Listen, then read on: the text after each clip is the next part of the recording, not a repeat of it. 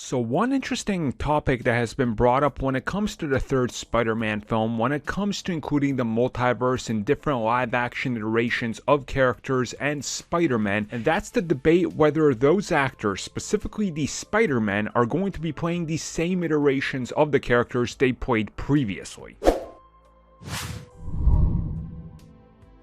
So right off the bat, when you get into introducing a multiverse, and when you get into introducing other versions of the same character, I think you quite clearly need to be careful with how you handle this, because there's a degree of confusion that can be caused by this, and you of course have to understand that the people watching these movies sometimes are not on the same level that your most hardcore fans on, which is exactly what brings us to Marvel Studios, where every single film, it seems like they start from the most basic corner of understanding, and then they build up as the film continues to go on, but never go out of their way to overwhelm people. And I'm pretty sure most of you know somebody that started the MCU at some point with a random film, whether it was the second Captain America, or Avengers Infinity War, or even something like Civil War, for example, or Doctor Strange, or maybe even Ant-Man, but they always lay down the groundworks of what this universe is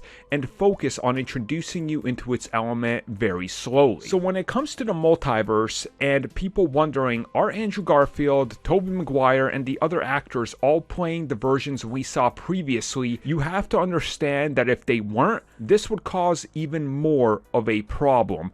And that within itself runs into even more problems. Like, for example, even the DCEU has figured out that when we're bringing in other superstars from the past that are big names in the DC Films universe, like Michael Keaton, for example, as Batman, what sense does it make to bring him back as a different iteration of Batman and not the '89 version? It just doesn't make sense because people have a natural connection and nostalgic connection to those previous versions. So why would you bring back Tobey Maguire and Andrew Garfield and accompanying other actors from those franchises and not make them the same version? It just doesn't make sense to me. And I know people will say, well, in the Spider-Verse, in the multiverse, that can happen. And yes, that can happen. Of course, there's always a degree of possibility. But again, what sense is there in doing this? It just doesn't seem like a smart move. Now, of course, when it comes to the MCU, when you get into the multiverse, like let's say Doctor Strange, for example,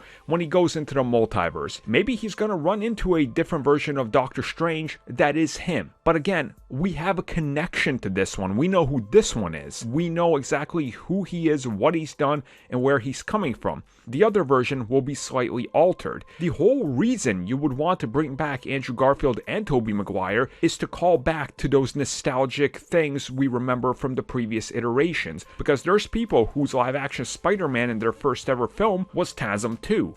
And that's their Spider-Man, just like there's somebody out there that their first Spider-Man is Tom Holland. I know plenty of younger people that have never seen any of the older Spider-Man films, but the older generations will go see the new ones because of the nostalgic factor. So yeah, I think I'm pretty sure when I safely say that, yes, the actors coming back are playing the same iterations in the original versions they played.